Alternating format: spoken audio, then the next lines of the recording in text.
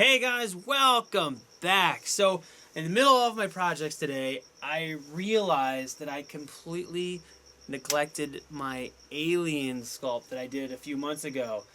And that's not good, because this thing's made out of wood clay, which is a water-based clay, and if you neglect a water-based clay for too long, it dries out. And when it dries out, it gets gigantic cracks and starts to fall apart, which is exactly what was happening to this. So, this morning I looked at it, I realized I basically just let it sit way too long. It looked terrible. So I went over it really fast, did a lot of patches with the clay, and I realized I have to mold this thing quickly or it's going to start cracking again, because as much water as you apply to it and the fixes that you do, they'll hold up for a little bit, but the dry clay around your patches will start to absorb the water from the new clay, and it'll keep drying out. So I went ahead and covered this with a layer of Krylon Crystal Clear, which is like a artist, kind of like a clear varnish. You can put it over artwork, and it's good for doing molds.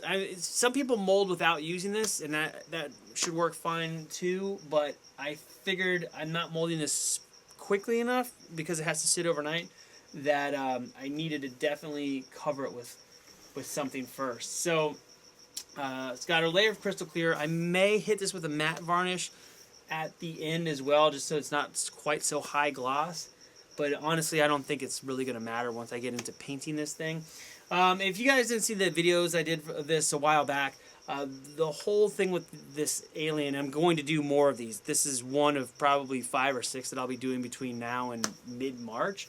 I wanted to do these with a very neutral expression, that they don't have like some dramatic look or anything. They're just very generic aliens that if I made 2 or 3 of these and put them together in a scene, it wouldn't matter. I could paint them a little differently and it would just look like 3 of the same kind of aliens hanging out together. Sort of like the Star Wars Cantina Band. That's what I picture, where there's basically the exact same mask and they just paint them slightly differently, and it looks like a crew of the same type of aliens. That's my intent with the next probably 4 or 5 masks that I do. They'll be generic alien heads. So I will be molding this one tomorrow. I won't be covering this one, but I will do some of the future ones. I just don't have time to set it all up tomorrow. But I will do some of the future aliens. I'll cover the molding process. And this is going to be done with UltraCal 30, which is a stone mold. It's basically like very fine concrete. It's like a plaster, but it's very strong. So these will be made into like latex pullover kind of Halloween style masks. Real simple design. But anyway, just figured I'd show this one last time before it gets molded, because once it comes out of the mold, it will be destroyed and we will no longer see it again. We'll be on to the next one. So there it is.